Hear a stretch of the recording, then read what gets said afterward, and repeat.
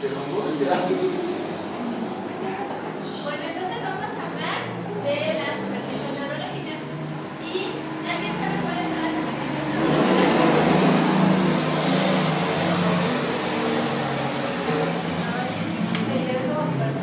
Exactamente, el evento cerebral vascular neurológico. Una convulsión, ¿qué otra? Que ya hemos visto, que vimos en clase pasada. Pues igual sería una hipertensión, porque igual afecta. Puede dar origen al evento vascular cerebral o las crisis hipertensivas también. Ajá. O, ¿se acuerdan que vimos diabetes? Ajá. ¿Qué vimos en diabetes que también podía causar convulsiones? Pues sí la puede alterar, ¿no? Porque si le da, por ejemplo, una hipoglucemia. Exactamente. En las hipoglucemias son cuando más se ven estados de convulsión. ¿Por qué creen que se ven en estados de hipoglucemia y no en una hiperglucemia, por ejemplo? Porque bajan los... Porque baja la glucosa. Porque bajan de manera azúcar. ¿Y qué es lo que necesita el cerebro para funcionar? Glucosa. Entonces, esas son las emergencias neurológicas que vamos a ver en el transcurso de esta clase. Como dinámica, la primera dinámica que vamos a hacer es un mapa mental. Vamos a hacer un mapa mental de las principales estructuras que conforman el sistema nervioso central, en este caso lo que es el encéfalo humano. Entonces se van a repartir por dos equipos. Tú vas a hacer, bueno, numérate del... Sí, numérate. 1, 2 y luego ya 1. 2. 1. 1. 2. ¿La 2? 1.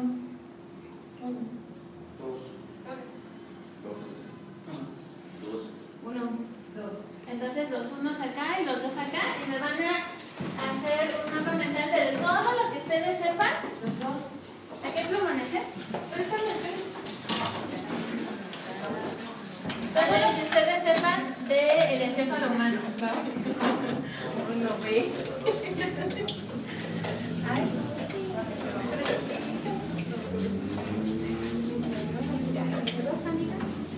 A ver, Brenda.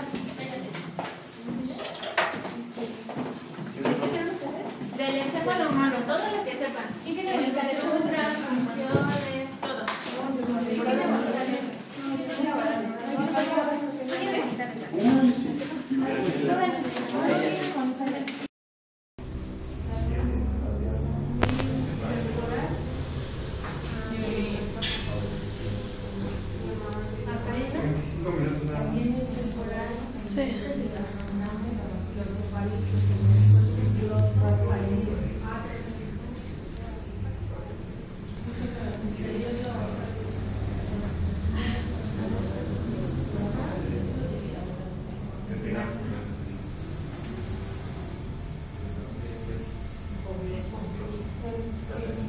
No hay espacio. Quitamos es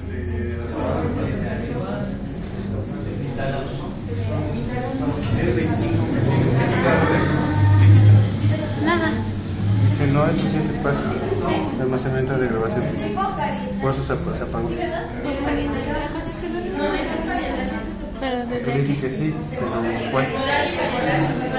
No se puede quitar ninguna película ni nada.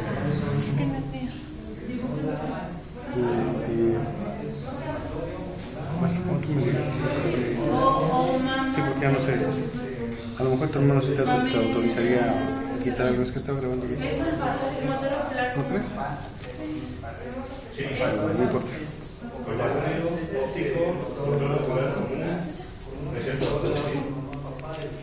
¿No importa? Llevas 25 minutos.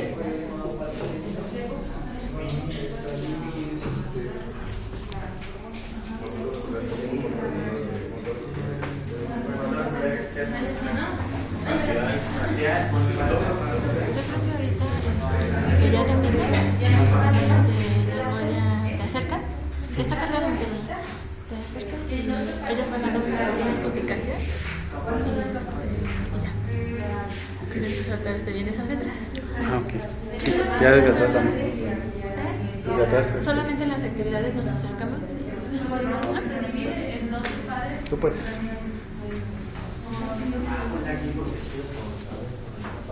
¿Ya listos? ¡No!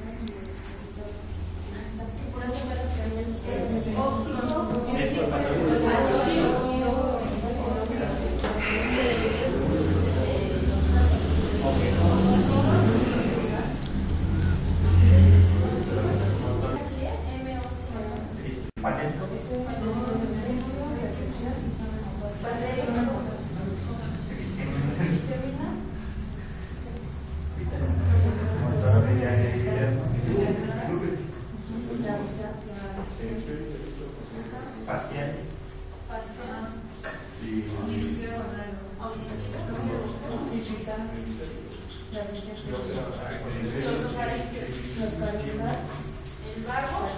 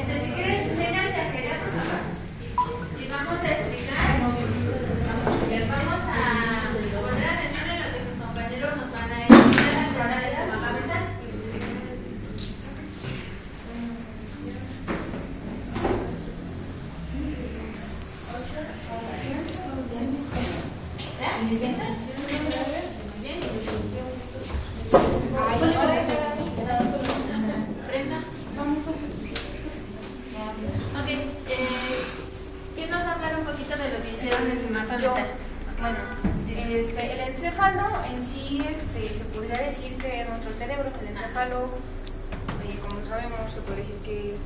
Bueno, el cerebro se puede decir que es la palabra vulgar, por decirlo así, lo que. Bueno, la palabra vulgar vendría siendo el cerebro, ¿no? Pero en sí se dice encéfalo. Exactamente. Bueno, el encéfalo está ubicado en la cavidad craneal y se ocupa de funciones voluntarias. Bueno, el encéfalo se compone de lo que es nuestro cerebelo, que se encarga del equilibrio y los movimientos musculares, el bulbo raquídeo, que se encarga de las respiraciones, el hipotálamo, que se encarga de la temperatura y de la oxitocina, la hipófisis, que es en donde se crean las hormonas, el tálamo, que es el de las sensaciones. De aquel lado tenemos lo que es el hipotálamo, que es en donde están las glándulas y se crea la melatonina. Bueno, también tenemos lo que son los lóbulos, que vendría siendo el lóbulo frontal, que es el que tenemos aquí frente, que se encarga de la motora, el lóbulo occipital, que tenemos acá atrás, se encarga de la visión, nuestro lóbulo temporal, que se encarga de la audición y del olfato, y nuestro lóbulo parietal, que se encarga de las sensaciones y de la corteza, que vienen siendo los movimientos. En el encéfalo encontramos lo que son tres capas, que vendría siendo la madre, la aracnoides y la piel madre. Asimismo, como sabemos, el encéfalo controla igual lo que son los pares craneales, ¿no? Bueno, como sabemos, son 12 los pares craneales, que vendría siendo olfatorio, óptico, motor ocular común, patético, trigémino, motor ocular externo, el facial, el auditivo, el glosofaríngeo, el vago, el espinal y el hipogloso. Y bueno, como sabemos, o tal vez no muchos lo sepan, pero nuestro hemisferio izquierdo de nuestro cerebro controla nuestros movimientos del cuerpo del lado derecho. Y nuestro hemisferio derecho controla nuestros movimientos del lado izquierdo. Muy bien. Ahora pasamos a este lado.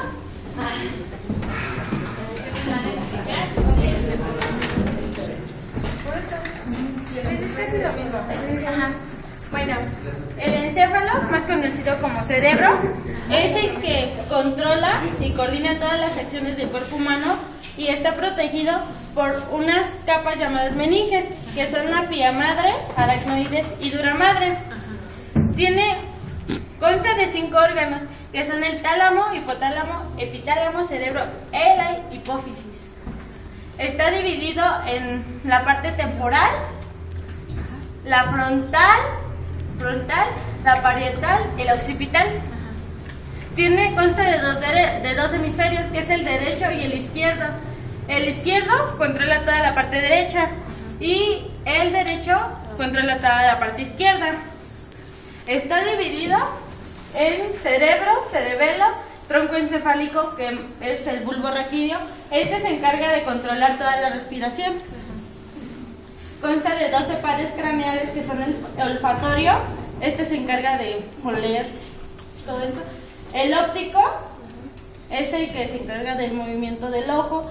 El motor ocular común, ese también me parece que es... El motor ocular común es el del movimiento y el óptico óptico es el de las imágenes. ajá. El patético troqueal, ay, ese cuál era, ese no lo recuerdo. El trigémino, ese es el que se encarga de lo de la cara, de la deglución, los movimientos de la cara. El motor ocular externo es el del movimiento para arriba, abajo y así. El facial es de los movimientos y sensaciones de la cara. El auditivo, pues obviamente de las audiciones, de oír todo. El glosofaringeo, ese de la deglución, ajá. El vago, ese, el del diafragma y el espinal. Y el hipoglosis de la lengua, ajá, que controla la lengua, de los sabores y todo eso. Y creo que sería todo. ¿Sí? Muy bien.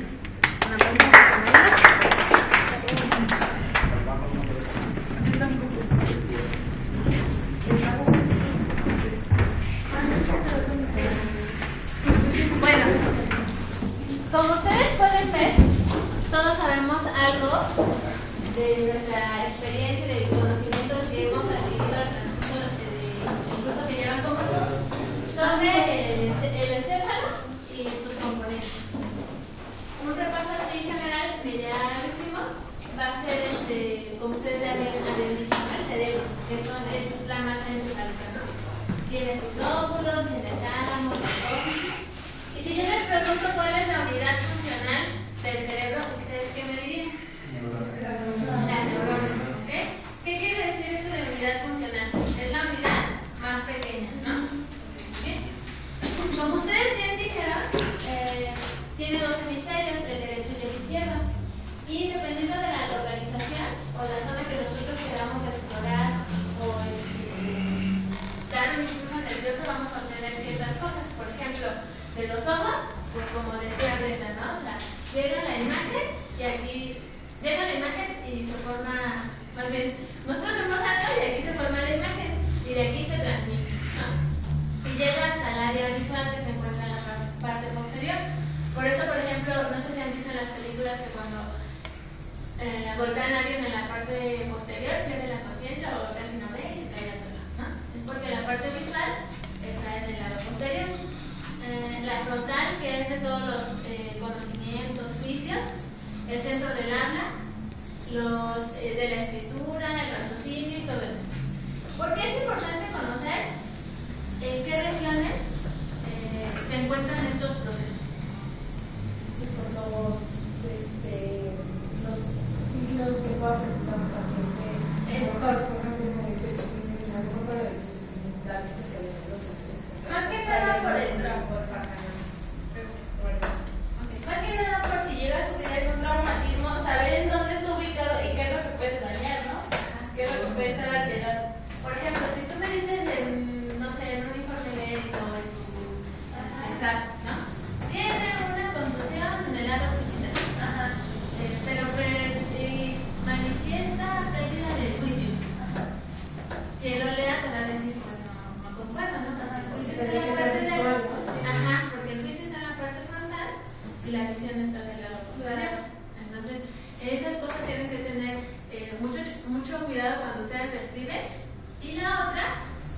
nos va a decir qué es lo que tiene el paciente, ¿no? O sea, tiene esta lesión de tal lugar, ¿no?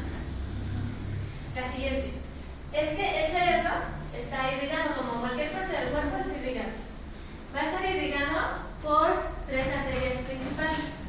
La basilar, que esta viene, este es el callado aórtico, ¿se acuerdan de aquí está el corazón? Entonces llega el callado aórtico y lo primero que va a hacer son estas ramas. De aquí vienen las vertebrales, estas pasan directamente al lado del hueso de las vértebras. Y se van a unir a este nivel, es más o menos donde está el bulbo raquídeo. Hagan de cuenta que está el bulbo raquídeo aquí y la arteria basilar está de este lado. Entonces, después se van a unir con la arteria posterior, la arteria cerebral posterior y la cerebral media y la cerebral anterior. Todo esto tiene un nombre por la forma que hace, que se llama polígono de Willis. No sé si lo han escuchado. ¿No? Esto es muy común, o los neurólogos se lo deben de aprender muy bien, qué arteria está de este lado, cuál está anterior, medio y posterior. ¿Por qué? Por los eventos vasculares cerebrales. Por ejemplo, no es lo mismo que se rompa una arteria, no sé, la basilar, que esta me va a dar irrigación toda hacia arriba, pues lo más seguro es que yo encuentre al paciente totalmente inconsciente, ¿no? Porque esta es la que va del callado aórtico directo hacia el cerebro, ¿no? A que solamente esté dañada la arteria cerebral media. ¿Qué hemisferio me va a dañar? El que está del lado izquierdo.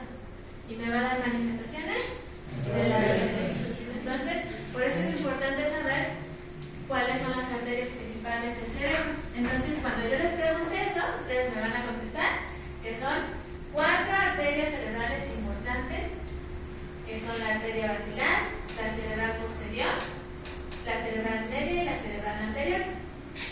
¿Hasta ahí no tienen ninguna duda? No.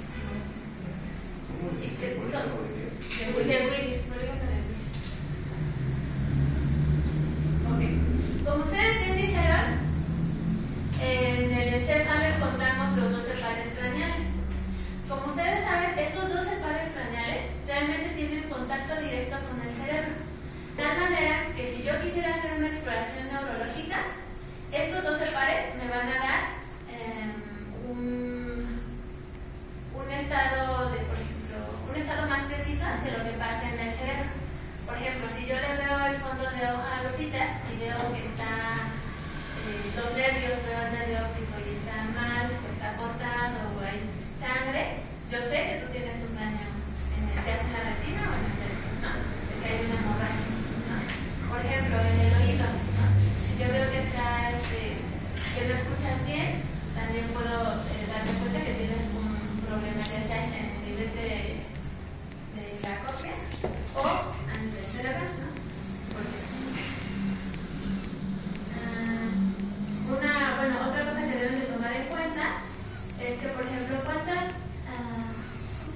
huesos cervicales tenemos? ¿Cuántos qué? Por ejemplo, son 8 cervicales. Son 12 torácicos. Son de 33 a 34. ¿Por qué 73 a 35? Porque no los huesos funcionales de las sacras. Y de aquí, de la columna y los huesos, ¿qué es importante saber? ¿Dónde salen los nervios, no? Por ejemplo, aquí, ¿dónde dirían ustedes que salen los nervios? Pues más o menos de por aquí, ¿no? Sí. Eso es importante porque, por ejemplo, si alguien tiene un paciente con lesión de columna, tienen que saber a qué nivel más o menos está, ¿no? ¿Qué está dañando? ¿Y qué está dañando? Exactamente. Porque si yo lo pongo, no sé, por aquí, a lo mejor no mueve las piernas, ¿no? Sí, porque...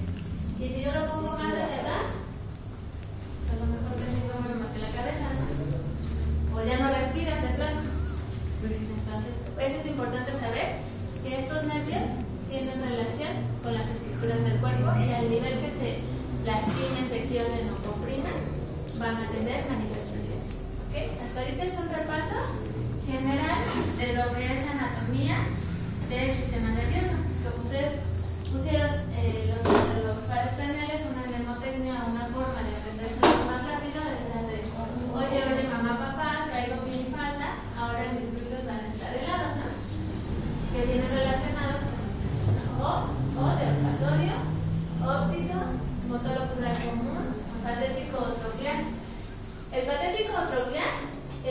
que mueve el ojo, pero solamente hacia arriba, así como una polea. El trigémino, que son de los músculos realmente de la cara. El nodo ocular externo es el que hace la visión hacia afuera. El facial, que pues esto ya se lo saben, ¿no? Ok, la siguiente son las capas que se encuentran en el encéfalo, que son la dura madre, la aracnoides y la pía madre. La dura madre va a estar más externa, por eso es dura, va a tratar de proteger, va a estar pegada hacia el hueso. La siguiente va a ser la aracnoides y la más pegadita, así toca el cerebro y está así súper pegadita, es la pía madre. Pero dependiendo de estas capas van a haber espacios, que se llama el espacio epidural. ¿Epi qué significa? Arriba. Y dural, de dura madre. Entonces, si yo te digo, ¿dónde está el espacio epidural? Arriba de la dura madre, ¿no? El espacio subdural, abajo. Entonces, si yo te digo, ¿dónde está el espacio subdural? El debajo de la dura madre. ¿Ok? Y el espacio subaracnoideo, que se encuentra en la aracnoides. El espacio subaracnoideo es importante porque, ¿por qué creen que sea importante?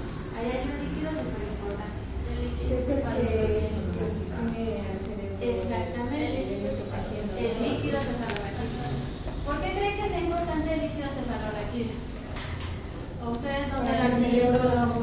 Cuando hay traumatismo craneoencefálico. Exactamente. Es un dato para saber si hay traumatismo craneoencefálico o si se rompió esa bóveda craneal. Que como tal la bóveda pues no debe tener otro acceso, ¿no? Bien. Y lo demás, o sea, el cerebro en sí como tal, la masa encefálica se llama parénquima cerebral, que es ahí donde se encuentran las neuronas, ¿no? Como ustedes bien decían, ciencias neurológicas son tres y suman evento vascular cerebral, convulsiones y estado mental alterado.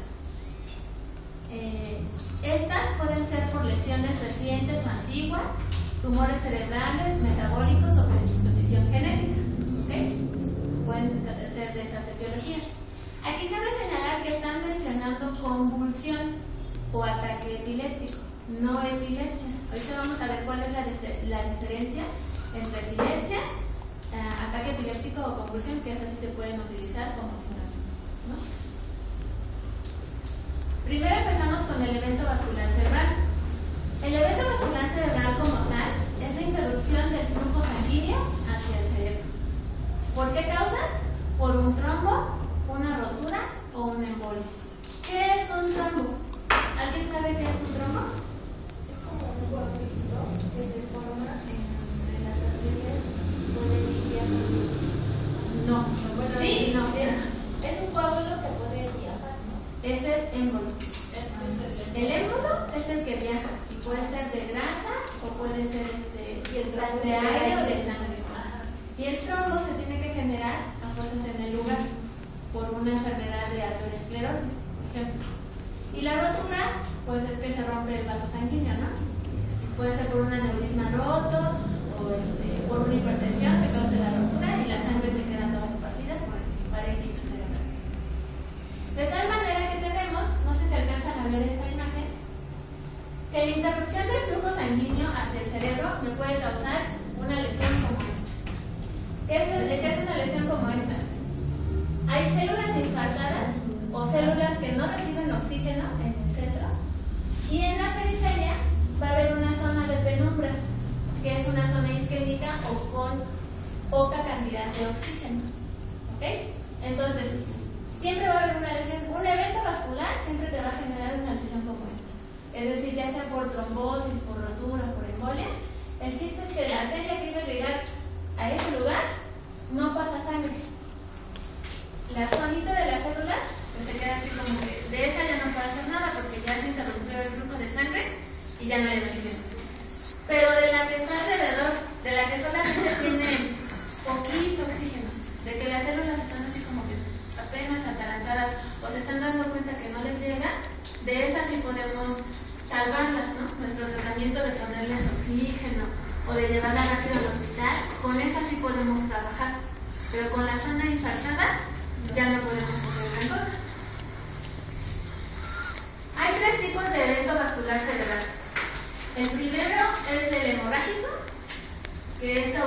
por una rotura arterial. Generalmente se da en el 10% de las personas. Genera un sangrado interior. Puede ocasionar una opresión del tejido. ¿Por qué creen que ocasiona una opresión del tejido? Exactamente, porque, como les decía, si el encéfalo es una bóveda donde no debe de haber salida u otra entrada de diferentes cosas, si se rompe una arteria, pues va a generar una masa, ¿no? Un espacio que no debería de estar ahí, y lo que va a hacer es presionar a las demás estructuras. Y por ejemplo, si yo presiono a Alejandro, no lo voy a dejar trabajar, ¿no? Entonces, las células que estaban encargadas de hacer alguna función no las van a poder hacer. No llega oxígeno. Generalmente es causado por una hipertensión, porque por ejemplo hay demasiada presión adentro de las arterias, lo que va a hacer es que se rompan las paredes. Un aneurisma. ¿Alguien sabe qué es un aneurisma?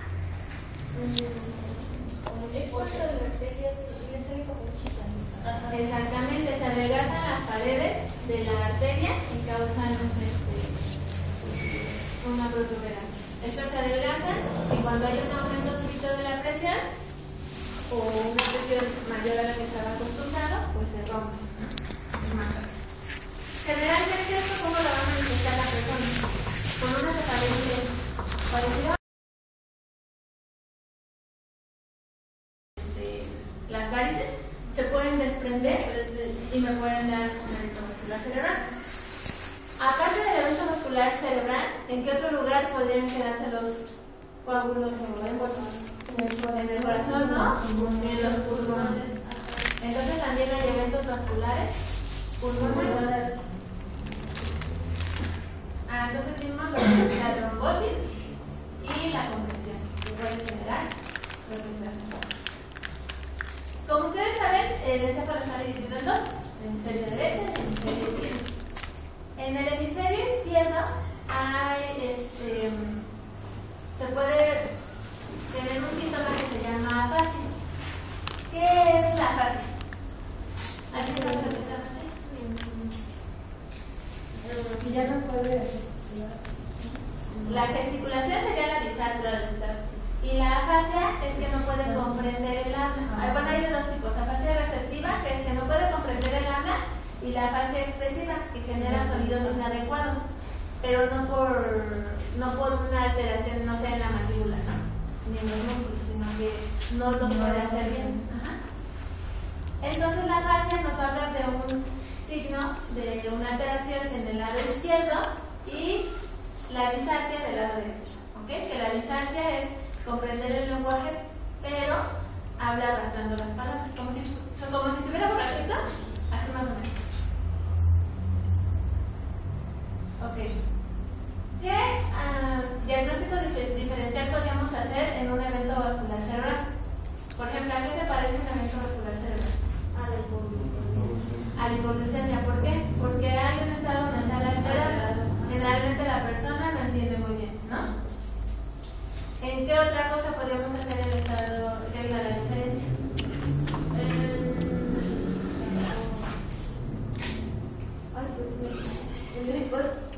En el estado cocital.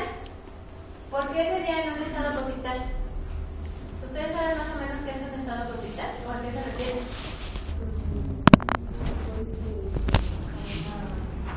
Después de que pasó una convulsión. Exactamente.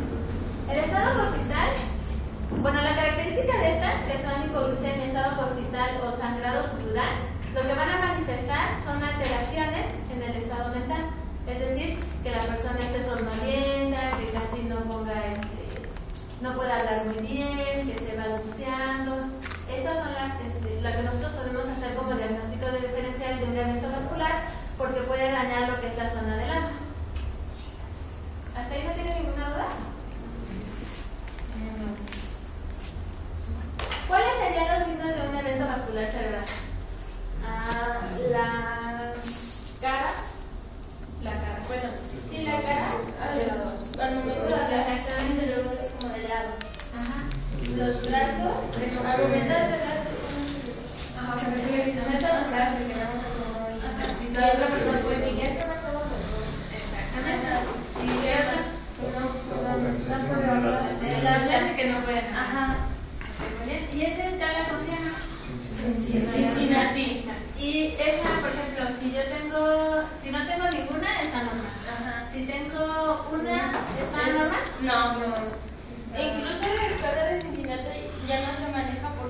al momento de tener un estado anormal, ya estás mal, o sea, ya tienes un evento vascular. Exactamente. Cualquier alteración en esas tres ya me marca un estado anormal.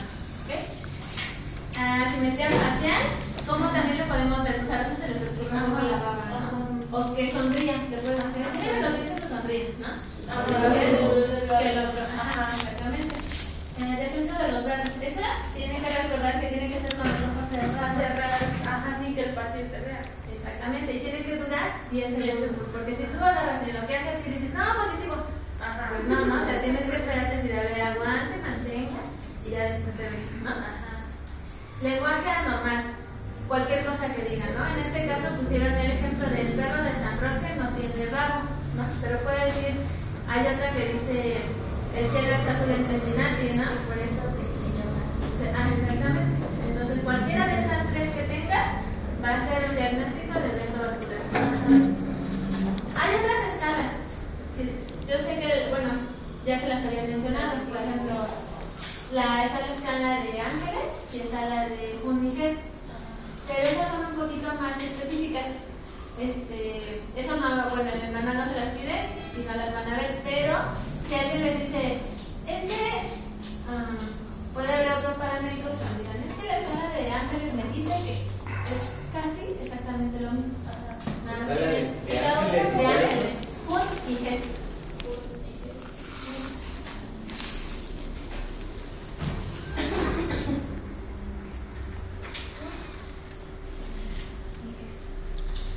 Y la escala de Ángeles. Otra escala que nos vamos a tener que utilizar para darnos cuenta de cuál es el nivel del estado mental alterado va a ser la escala de coma de Glasgow. Hay que recordar que la escala de coma de Glasgow se creó para el traumatismo craneoencefálico en un inicio, pero después se vio que se podía utilizar en eventos neurológicos y en la mayoría de los traumatismos para ver el estado mental. Pero tienen que recordar que esta escala no se usa en casos de intoxicación. Por ejemplo, en casos de intoxicación por alcohol no se puede usar porque sí tiene variantes. A lo mejor pues habla mal, habla confuso y no puedes tener una escala fidedigna, ¿no? Exactamente. Obviamente si tú quieres la puedes sacar, ¿no? Pero tienes que hacer una nota, se dice que tienes que referir que el paciente es probablemente intoxicado o probablemente drogado, ¿no? Y como la tienen aquí, lo que utilizan son tres parámetros, ¿no? Que son la apertura de los párpados, que puede ser espontánea, o sea, nosotros llegamos y vemos al paciente y lo vemos con los ojos abiertos. Que sea frente a órdenes verbales, es decir, que esté así, y dices, oye Juan, sí, ¿no? Frente a estímulo doloroso, que tú le digas, oiga señor, y no responde, pero le haces un estímulo doloroso y abre los ojos. O que no responda, le haces el estímulo y nada, ¿no? Respuesta motora, por ejemplo, que obedece las órdenes. Levántese. Que localiza, ¿no? Por ejemplo, el dolor. Tú le haces un estímulo doloroso y te pone la mano. O que aleja el dolor. Una respuesta flexora anómala o una respuesta extensora, que sería la decorticación y deceleración. Que en este caso sería la decorticación, es esta de aquí, y la deceleración. Esto de decorticación y deceleración influye a los niveles del cerebro. La parte más hacia afuera, que sería lo cortical, y la parte del parénquima cerebral, ¿no? Y la ausencia de respuesta. La verbal, que sería que estuviera bien orientada. Por ejemplo, ¿en qué año está? No, pues estamos en el 2013, ¿no? Pero si no, a lo mejor te responde, no, estamos en el 2009, ¿no? Ese fue un gran año para mí. Y pues ya. Respuesta confusa. Respuesta inapropiada o incomprensible. En estas lo que va a hacer es que una va a ser que no concuerde, ¿no? Por ejemplo, si le dices, señor, ¿cómo está? Y te dice, mañana por la tarde. ¿Qué te pasa, no? ¿Está loco? Y la incomprensible, que te diga, o sea, sí sabe que le estás hablando, pero no tiene ni idea de cómo, ¿no? O sea, no es comprensible. O que no tenga o que no está hablando, ¿no? Que sería que estuviera ausente. Ustedes vieron en trauma que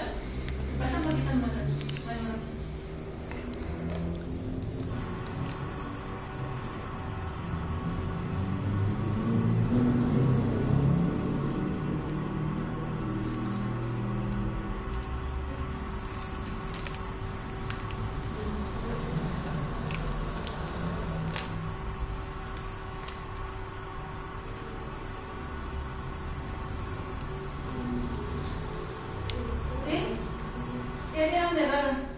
Hay como un ángulo. El blanquito. Ahí hay una hemorragia. Si yo les pregunto qué tipo de hemorragia es, dependiendo de lo que saben ustedes de anatomía, de los espacios subdural, el epidural, el parénquima, ustedes, ¿dónde dirían que se localiza esa hemorragia? Exactamente. Esta es una tomografía axial computarizada de cráneo simple. ¿Por qué es de cráneo simple? Porque no utiliza medios de contraste que generalmente, bueno, se les pone, ¿no? Para ver un ABC isquémico. Esta es simple y todas las se ve conforme a densidades. Entonces la sangre es un poco más densa, por eso se ve de color blanco y está lo que adentro del cráneo. Por eso decimos que es una hemorragia intragranular, ¿no? Esto es lo que primero les hacen cuando ustedes llevan a su paciente, ya que diagnosticaron un ABC. Llegan al hospital, entregan a su paciente, le dan su escala de coma de Glasgow, lo que le hicieran, y lo primero que van a hacer es ver si tiene una hemorragia o no. Dependiendo del transcurso de la hemorragia o de que ustedes lo llevaron, se va a ver más grande o más chiquita o va a haber alteraciones, ¿no? Pero esto es lo primero que se tiene que hacer. Por eso entonces nosotros tenemos que saber dónde hay tomografías. Si yo agarro y llevo a mi paciente con el doctor Simi de acá enfrente, ¿no le hará nada? No. ¿Se salvará? No. Exactamente. Entonces tenemos que saber dónde hay tomografía. Porque lo más seguro es que, por ejemplo, aquí les digan, ¿no? Entonces, no, ¿sabes qué? No está. La chava que hacía las tomografías que va a comer, no está. O hay que llamarle por teléfono. Entonces van a perder tiempo. ¿Cuál sería el tratamiento de un evento vascular cerebral? Bueno, entonces, primero quiero que les quede claro cómo hicimos el diagnóstico del evento vascular cerebral. Que primero es, obviamente, ya nos saltamos esta parte de evaluación inicial. Ustedes llegan y ven al paciente, ya tienen el equipo de protección personal, aislamiento de sustancias corporales y todo eso, ¿no? Llegan y lo ven. Lo primero que tienen que hacer es revisarlo, ¿no? Ver si a lo mejor tiene alguna anomalía, si mueve un brazo, si no mueve el otro brazo, hacerle la escala de Cincinnati, hacer su diagnóstico diferencial de que a lo mejor es una hipoglucemia, ¿no? Si te dice, ay, es hipertenso y también es diabético, bueno, pues te tomo la glucosa por si acaso, ¿no? Para ver, a lo mejor yo me confié, pero pues ya con la toma de glucosa, pues ya salgo de turno, ¿no? Ya le hacemos todo, le ponemos ya lo trasladamos. El tratamiento. Lo que va a ser el tratamiento, vamos a enfocarnos en lo que es el ABC. ¿Qué A que era? La B. Ventilación. La C. Circulación. Obviamente tengo que ver cualquier elemento que ponga en riesgo su vida. Al revisar yo ABC, le tengo que poner lo que es el oxígeno, ¿no? Ver la circulación y mantener la dieta. Decisión del transporte. ¿De qué va a depender la decisión del transporte? Del estado. Si yo digo, por ejemplo, me llamaron, me pasaron el servicio como un evento vascular cerebral y yo llego y no tiene nada, a lo mejor era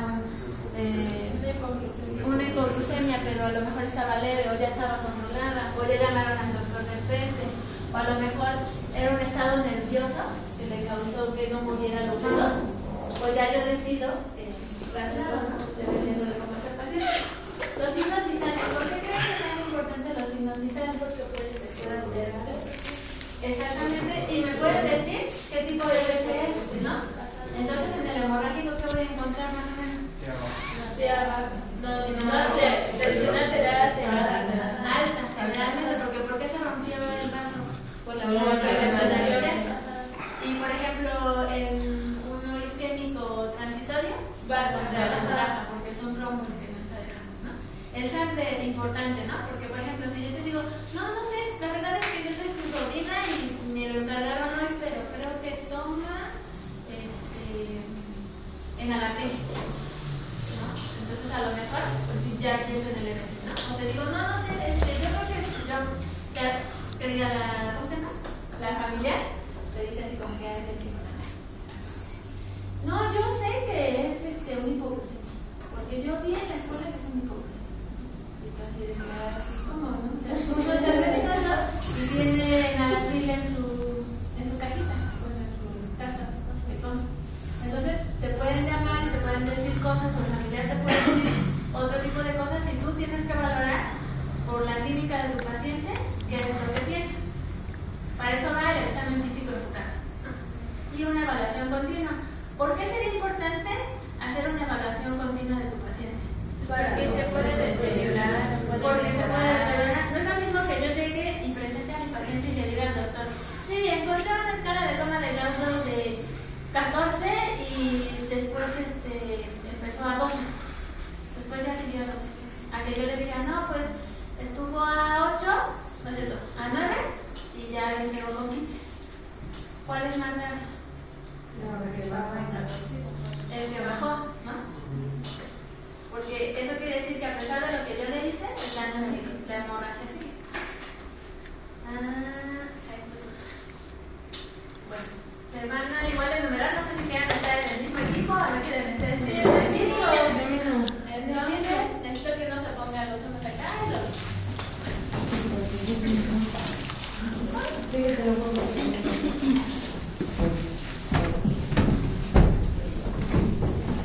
De acuerdo. Yo me pongo acá. Yo me pongo acá.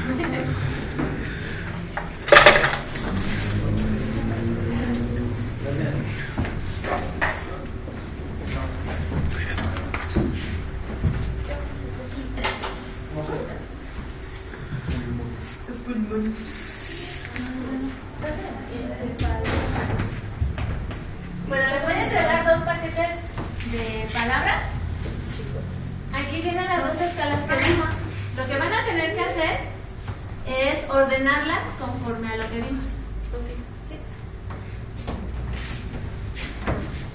Hay unas palabras que no tienen nada que ver. Flexión anormal, extensión anormal, estos van juntos. Es lo de la escala de Cincinnati. Esto no, este es de la escala de Glasgow.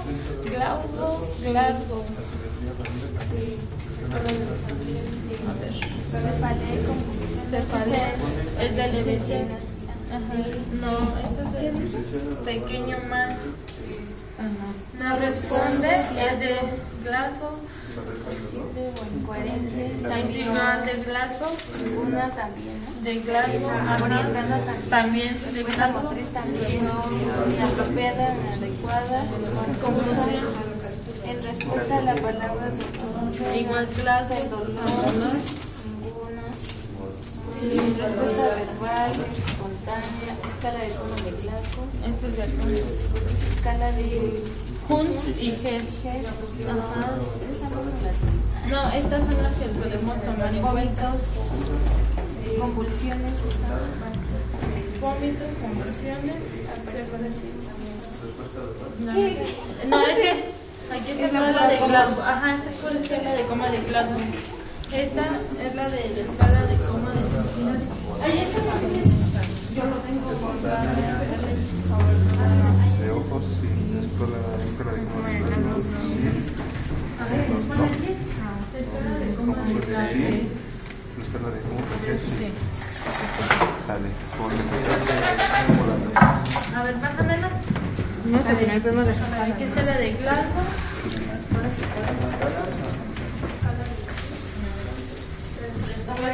Apertura de la escala de coma.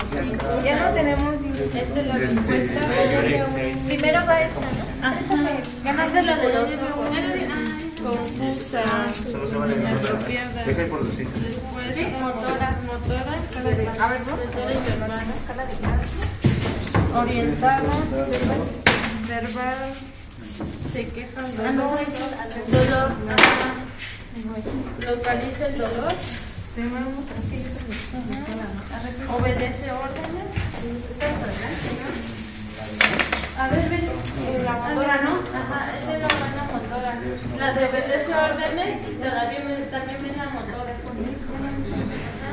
no responde, este es el dolor, incomprensible o incoherente, también es aquí, no, también es aquí. Este no viene, ya mira, esta es la respuesta verbal. Ese es el motriz. Esta es la respuesta verbal. Esto de más. La verbal es lo de incoherentes o incoherentes, no responde. El primero es la motora, luego la... Ajá, sí, ajá. Este es lo de ojos. Ok, tiene una que diga espontáneos. Ajá. ¿Dónde está espontáneos? Acá Espontáneos. espontánea. Ojos. Ojos, espontánea. Ajá. Luego, ¿responde verbal o responde dolor? Aquí está, mira, localiza el dolor. Es que esta es la respuesta. Aquí la tienes, la verbal. Ahí está la respuesta verbal. Respuesta colaboración. A ver, aquí ponla enfrente de la. Dame yo Los ojos, luego respuesta dolor y luego ninguna. Ahí nada más son 4. Ajá. ¿Aquí? Ajá. Pero pégalos más para que quepan allí. Ay, niñas, te pegas, ¿no? Está la palabra respuesta a palabras o palabras. Ese es de Glasgow. Respuesta Esa es la de Glasgow, pero... Sí, esa ahorita la ponemos. Respuesta a la palabra olor. Verbal orientada es en la de clase. Ay, es que respuesta a la palabra o a la orden. entonces esto va. A ver, pégale. Vamos a ponerle así. Es ocular, verbal y motriz en la escala de Glasgow. Ahora, en la de los ojos es ese. También en los ojos, aquí faltan, aquí mira, en la motriz orientada. Inapropiada o adecuada también es abajo, en la verbal. Sí, en la verbal. Pero no me acuerdo cómo van en orden, ¿eh? Ay, por Dios. Respuesta En la verbal. motora son 6, en la verbal son 5 y en la de los ojos son Por eso lo puedes poner de frente. Aquí, inapropiada o inadecuada. La respuesta. Aquí puede estar orientada, es igual en verbal, ¿no? A ver, esa es motriz. No, sí, son 4. No, son 4 en ojos. ¿Tres en suma? 1, 2 en verbal, 5 verbal y 6 en la motora. 6 motora.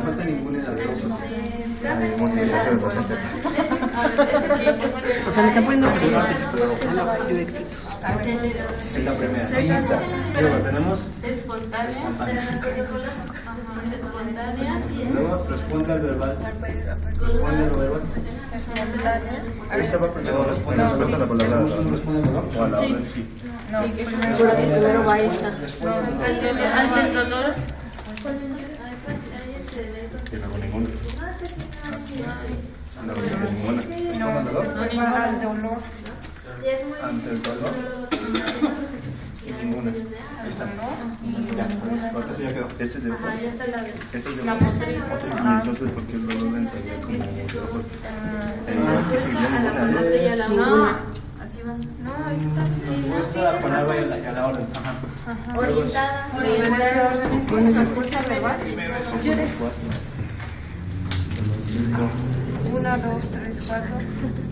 Calcular 4. Y este no va, el 1, 2, dolor 3. no va. Escucha, 1, 2, 3, 4.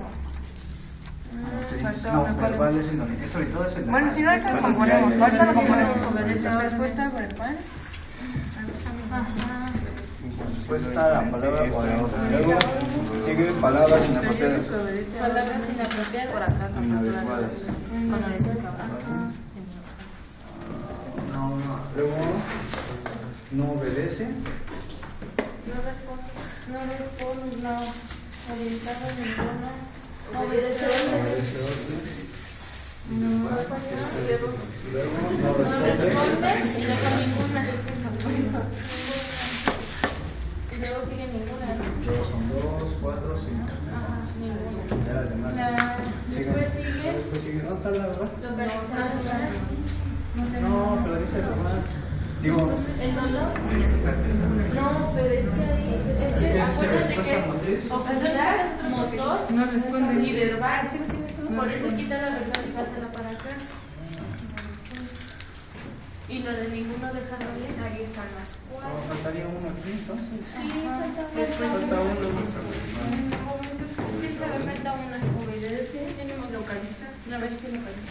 Es orientada. Primero es orientada. Localiza el dolor. Después de cada dolor. Empieza el dolor. Confusa. 2, 4, 5. Falta ninguna. Falta ninguna. No, púntale. Ninguna. Ahora la escala de Cincinnati.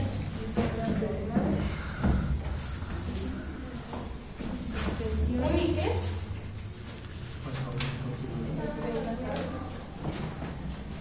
A ver, ¿ustedes son todos esos? No, pero...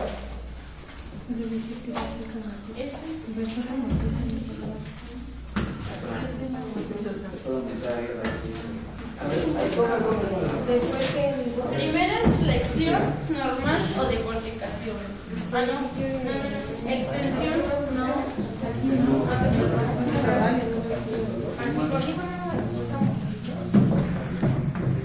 Pero acá no. Lo que digo, aquí no estoy verbal, pero me falta la otra respuesta verbal para tener esta. Entonces, Me falta la otra respuesta verbal para poner. pásame el plumón. Respuesta motor. Pásame el plumón. Es que yo también la respuesta, ¿verdad? No.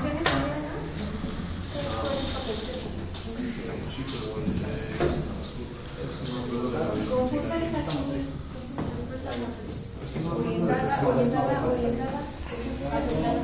Orientada.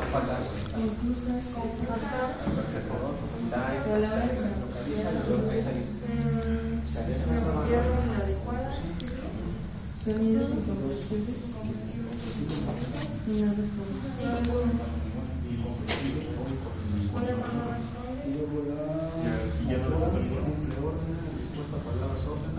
¿Cuáles tienes ahí? Convulsiones, ema y es que ya respuesta la palabra para orden y obedeció cuando hay articulado.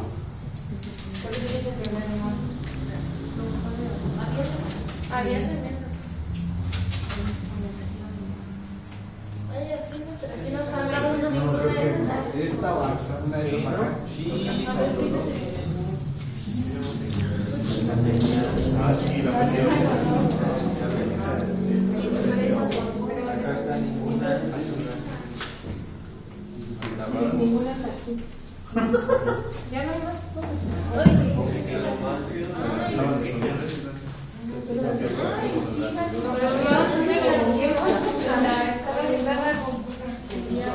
Palabras. No sé qué tu palabra, no. En las de Cincinnati. No de Cincinnati. Ya. ¿Dónde está la otra de escala de?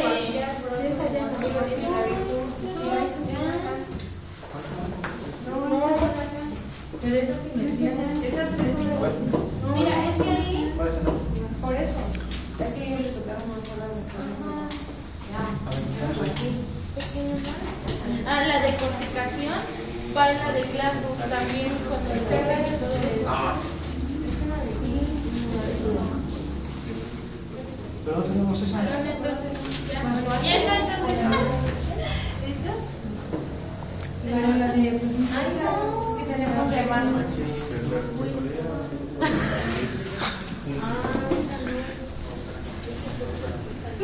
No, porque es la tema de clase. No es la escuela de clase. Si no las sabemos, ya, entonces ya, sí. ¿Qué? Pues sí, porque de los demás.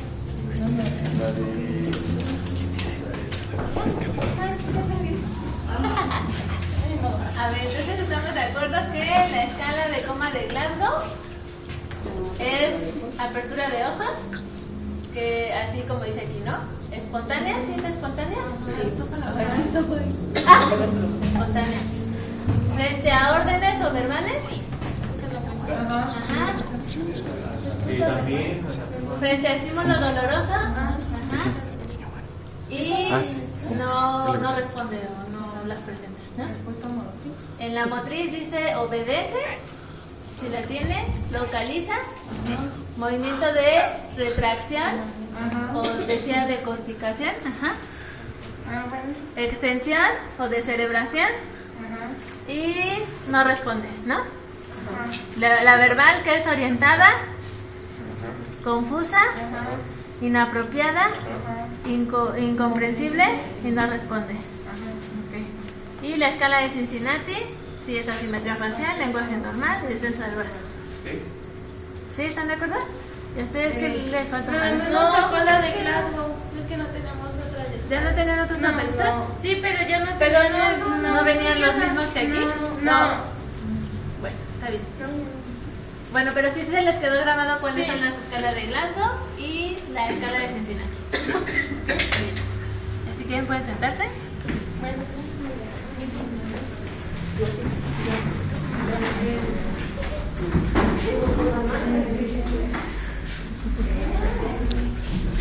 Ahora les voy a poner otra área.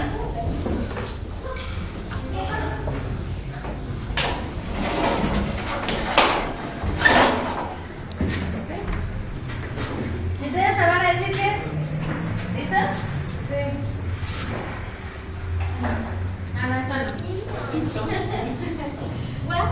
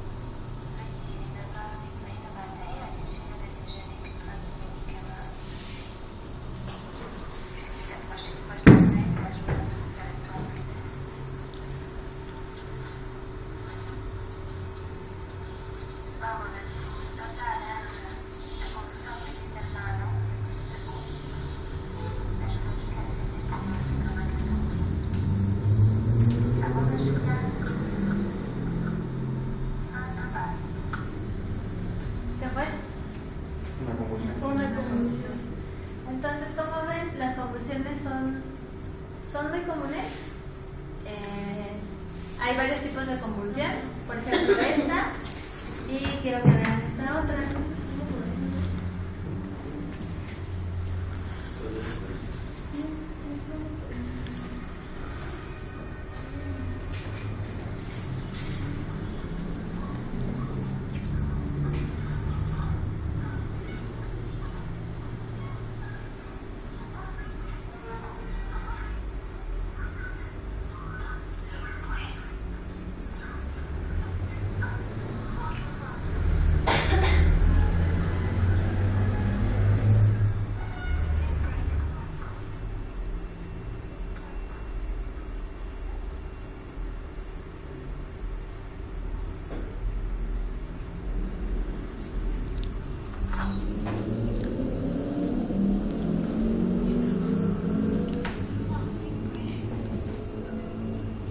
Quiero que vean ese momento en el cual ya parpadeó.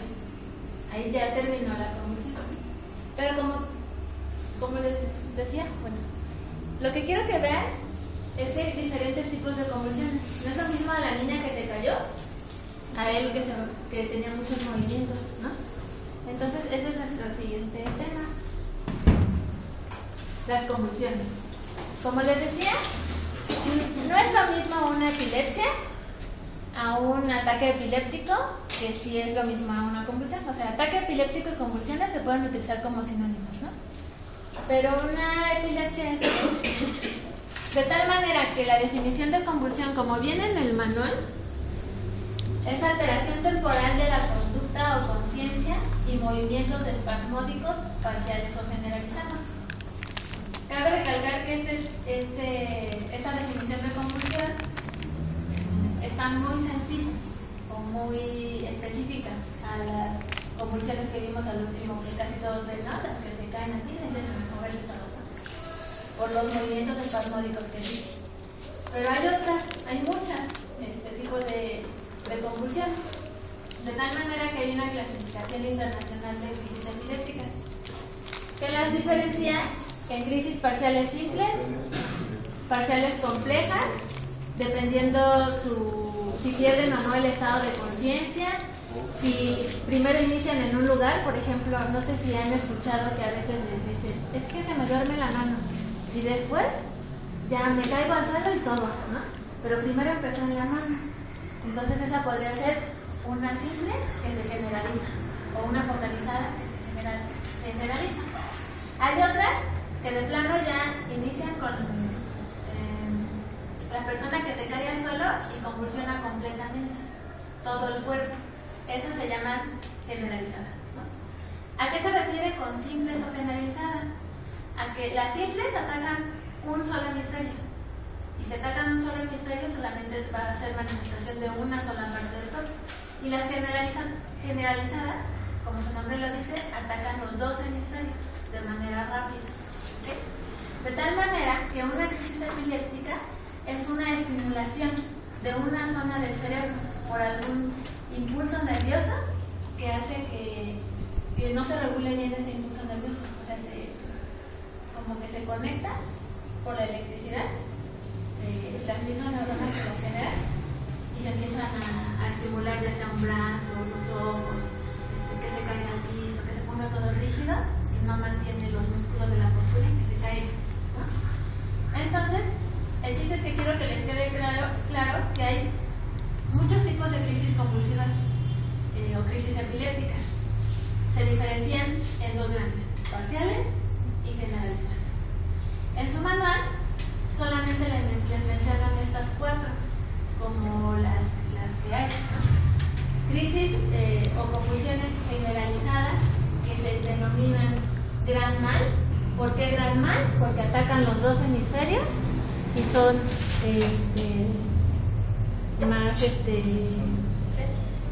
más ostentosas y pueden causar más daño.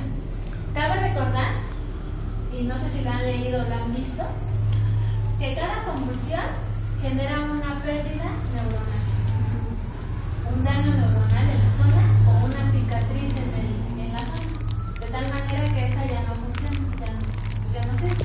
Entonces las personas que tienen repetidas convulsiones, a lo mejor cuando estén más grandes o ya lleven más tiempo, se les van a olvidar más las cosas, no van a recuperar la funcionalidad como la tenían antes o como la tiene una persona normal.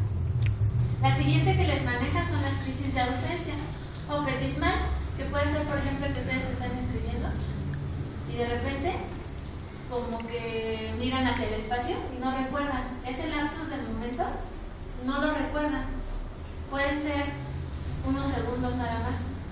Esas son crisis de ausencia, un periodo de tiempo que no recuerdan lo que estaban haciendo, pero que se deben a un daño neuronal. Como en sus clases. Convulsiones parciales simples, lo que les había dicho, ¿no? Que son, pueden convulsionar solamente la mano o el pie, ¿no? Y convulsiones simples generalizadas que empiezan en un lugar específico y después atacan a todo el cuerpo. Esas son las cuatro que les maneja el manual. Cabe recordar que las crisis de ausencia son más comunes en niños. Por ejemplo, la niña es una crisis de ausencia de 4 a 12 años. Es muy raro verlos en gente adulta, pero sí lo hay. Generalmente las convulsiones o las crisis epilépticas, las más comunes tienen dos fases. Una fase tónica, que como su nombre lo lo dice, genera un tono muscular, es decir, se ponen así rígidos, ¿no? Todos los músculos se contraen. Esa fase dura muy poquito y ya. La fase clónica, no sé si les ha pasado que a veces le hacen la pierna o en el brazo, sienten así como que movimientos así. ¿No les ha pasado? Como hormigueo. Como hormigueo, pero sientes como que les mueve. Ese se llama clonus. ¿Por qué? Porque hay movimientos de contracción y relajación demasiado rápidos que no generan un movimiento como tal, pero son demasiado rápidos. De un movimiento como tal, digo así, grande, ordenado, funcional, ¿no? Pero generan así movimientos tan rápidos. Esa es una fase clónica.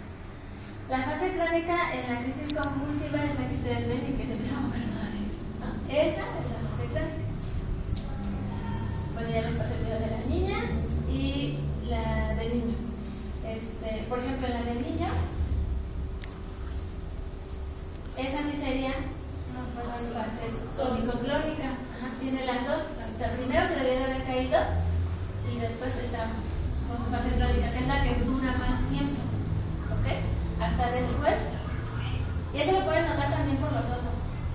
Cuando una persona tiene, están perdidos los ojos y no los mueven, o sea, no hay reflejo así palpebral. Hasta después, si ven aquí está tratando de mover la boca y su mamá le dice que respire, porque esa es una de las consecuencias de la crisis epiléptica, que todos los músculos se mueven, también los faringios, de tal manera que eso evita que no respire bien, ¿no? O sea, trata de respirar, pero no puede por toda la fase. Y aquí, cuando ya tiene sus ojos relativamente normal, ya no están tan abiertos, cuando ya terminó la convulsión y empieza el estado positral o después de la convulsión. Ok. Muchas de las personas que sufren convulsiones tienen un aura, o lo que ellos dicen, no, es que yo presiento cuando ya me va a dar la convulsión. ¿Qué es un aura? Son los síntomas previos a la convulsión. Estos síntomas pueden ser de varios tipos. Pueden decir, es que yo a veces vuelo como que a chile o algo así antes de que me dé la convulsión. No, es que me duele aquí en la boca del estómago antes de que me dé. Entonces son síntomas que siempre preceden a una convulsión. Esos generalmente son muy particulares de cada persona. No te puedo decir, todos sufren dolor de cabeza, todos sufren dolor de estómago, no. Depende de cada persona y del daño que tenga para generar la crisis convulsiva. De tal manera que tenemos que para nosotros decir, esta persona tiene una convulsión, debe de tener ciertas características. Por ejemplo, que dure menos de 3 a 5 minutos. Uno dice, o la mamá dice, no, es que duró un montón la convulsión, pero no dura tanto, dura de 1 minuto a 3 a 5 minutos. ¿Sí? Tiene que estar seguido de un estado posictal de 5 a 30 minutos o un poco más. ¿Qué es un estado posictal?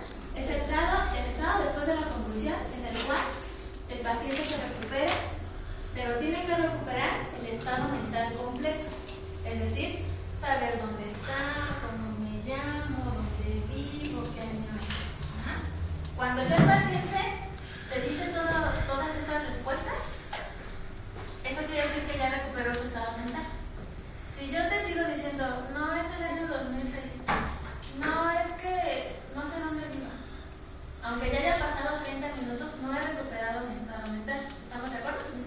Entonces quiere decir que sigo mal, que el estado posictal se prolongó. Y entonces eso sí es motivo de urgencia, ¿no? Me tienen que llevar porque ya no es normal.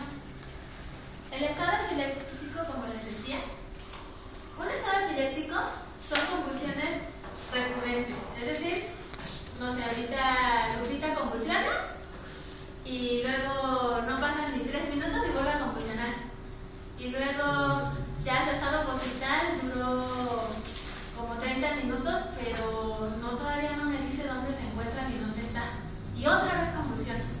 Eso es un estado posictal. O que tenga solamente 2 convulsiones, pero que no recupere su estado mental.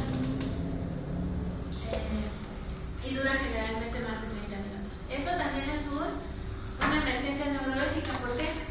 Porque en cada convulsión no va a respirar bien, le va a dar taquicardia, puede sufrir hipoxia y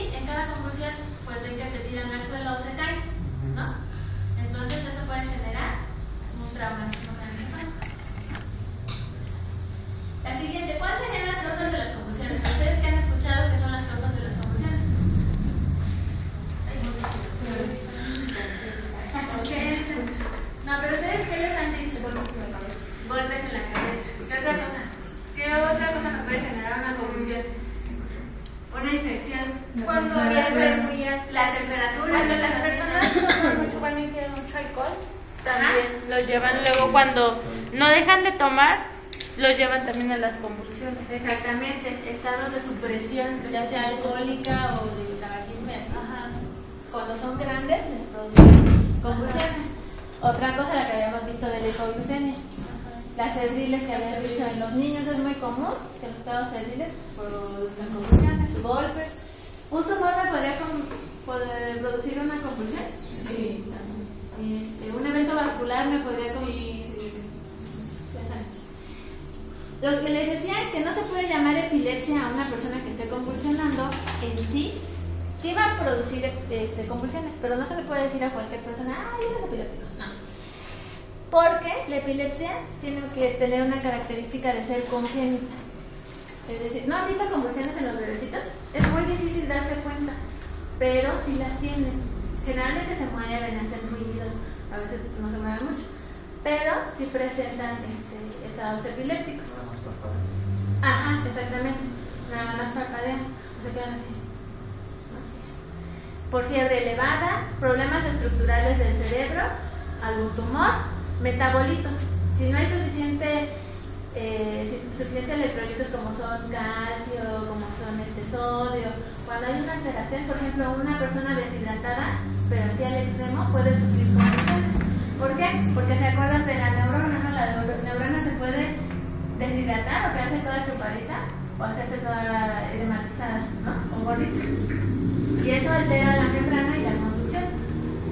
Los tumores, ya les había dicho, las infecciones o abscesos y la hipoglucemia. Por ejemplo, ¿cuáles serían las consideraciones, ya que nosotros vimos o nos hablaron de un servicio para atender a una persona con convulsiones o aparentes convulsiones?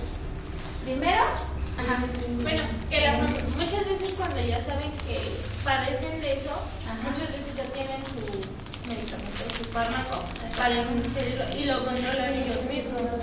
Exactamente, lo pueden controlar ellos mismos. Niveles de glucosa, por ejemplo, hay que ver los niveles de glucosa que si bajan pueden producir una convulsión. El oxígeno, hay veces las personas que convulsionan,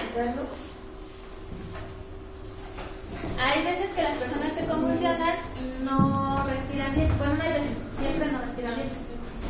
Y lo pueden observar ustedes porque se empiezan a poner moraditos, ¿no? Moraditos de la boca, de la piel. Tenemos que revisar de qué APLS, ¿por qué? Porque a lo mejor la convulsión ocasiona un trauma. Se cayó, a lo mejor le estaba dando la convulsión y estaba en las escaleras, toma, que se cayó. O al revés, ¿puede pasar al revés? ¿Qué? La convulsión, por ejemplo, que se convulsiona y se caiga.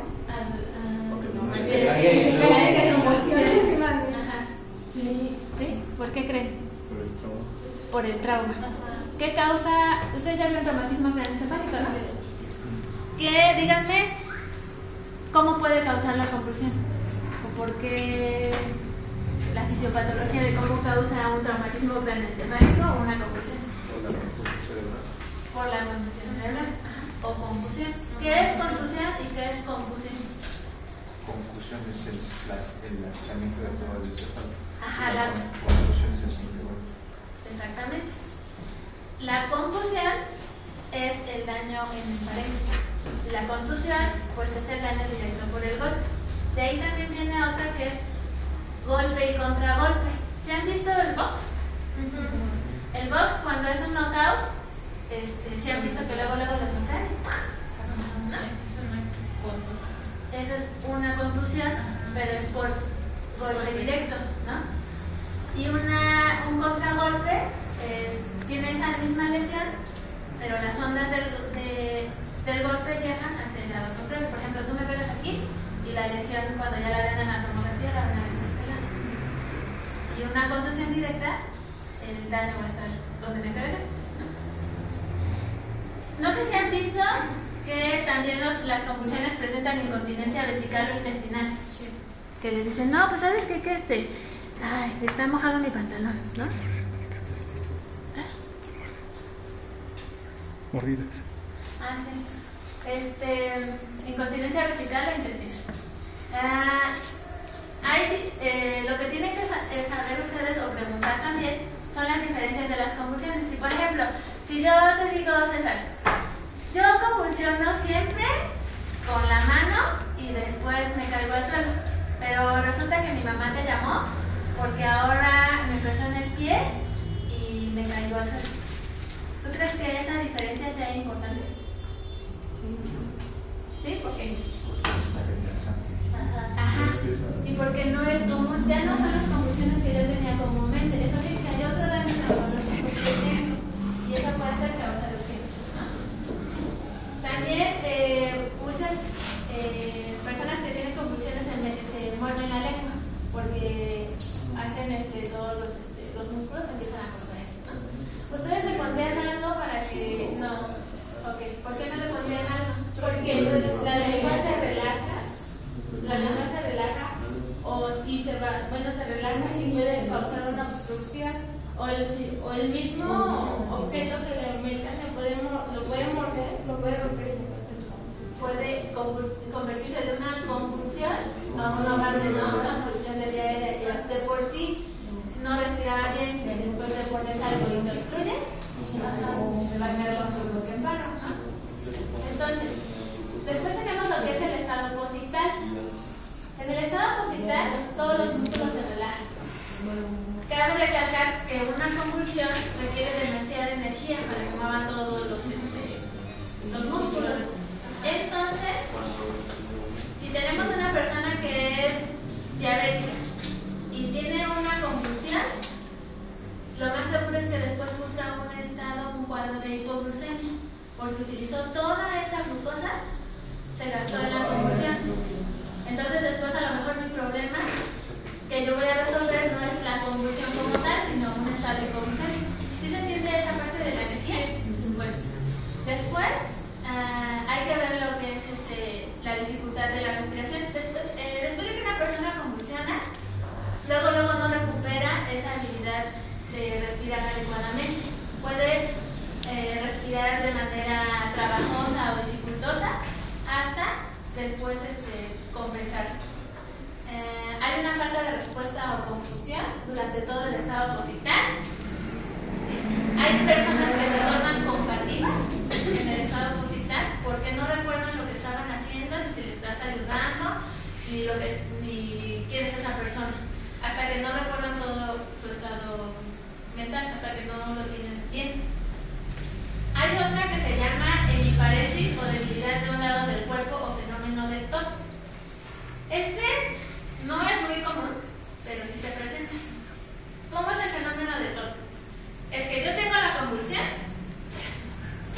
convulsiono con la mano, ya toda generalizada, me caigo al suelo, me recupero y estoy así como que así. Pero resulta que mi lado derecho no responde. Sigue sin responder, así como que no sé, así como que no se mueve bien. Pero eso dura 24 a 48 horas hasta que no se recupere. Pero eso no quiere decir que aparte de la convulsión tu interese o otra, sino que eso es el fenómeno de TOC.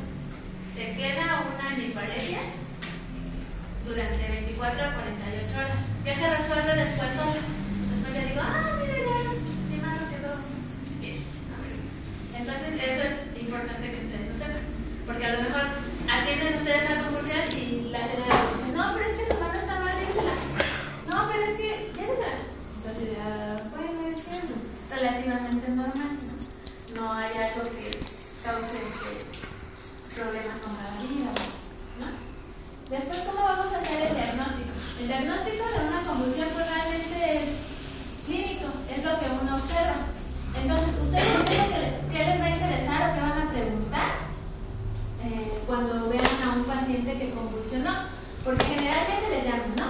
Les llamo, por favor, ayúdame, porque mi familiar está convulsionando. Ustedes ya van, ¿no? El operador se va así todo tendido. Pero obviamente no van a llegar en 2 segundos, ¿verdad? ¿Cuánto tiempo de respuesta es más o menos? 10 minutos. Y entonces en esos 10 minutos, pues ya pasó la convulsión o no pasó la convulsión. Y entonces, ¿qué hago? Si ya veo a la persona en su estado posital, le digo, muchas gracias por llamar. Revisar, tienes que checar